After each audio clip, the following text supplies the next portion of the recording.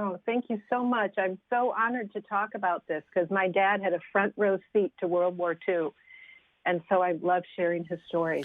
It is an incredible, incredible story for your dad in the Marine Corps, and then the incredible story of his platoon. He was 17 years old when he's in the Marines. So you have these people fighting who are who are teenagers. So what happened was on Memorial Day, they were all in foxholes, and he had a lieutenant come hole to hole and shake their hands and say, "Hi, I'm your new lieutenant." My dad said he's never shook a lieutenant's hand before. And that lieutenant was the captain of the Notre Dame football team. So he was ready to lead them. So they were in single file, and they were on the side of a hill. And all of a sudden, my dad heard a voice that said, "Stop." It's like an inner voice. And so he stopped.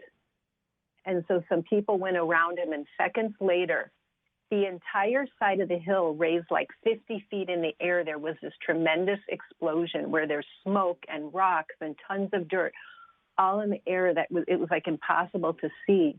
And he was thrown forward in the explosion, and everyone was buried alive.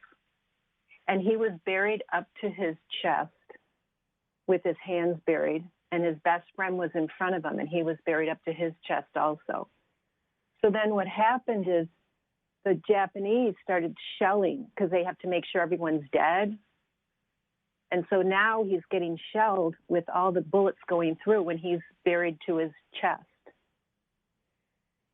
Goodness. And so what's amazing is the Marines saw what happened. So they had 4 volunteers go in to see if anyone's alive in this mess.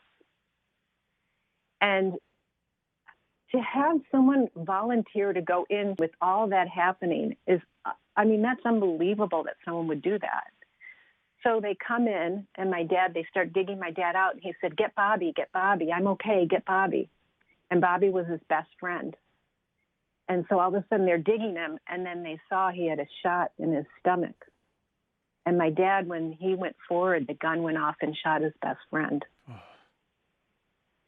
And so my dad was in shock, and the Marines go, "Let's get out of here," because it was just shelling going on and all this happening, and it's smoke. And so my dad started walking back, and with gunfire going around him, all around him, he could feel the bullets like just whizzing by. At that point, he said he could care less if he lived or he died because he was in such shock because every single person in front of him was buried alive. The lieutenant that had his first day was decapitated. He didn't even last on the job 2 hours. And it's like, here this guy had so much promise, being the head of the Notre Dame football team, and he was like, "Look, I'm going to help you guys out, and I'm going to lead," and everyone died. All his buddies, all his best friends, everybody died. That's incredible. Yeah. So the whole platoon except your father was wiped out. Exactly. And so it's funny because he felt guilty. Like, why was he the one who survived? And also, like, what was that voice that said stop? Because if he didn't stop, he would have been wiped out also.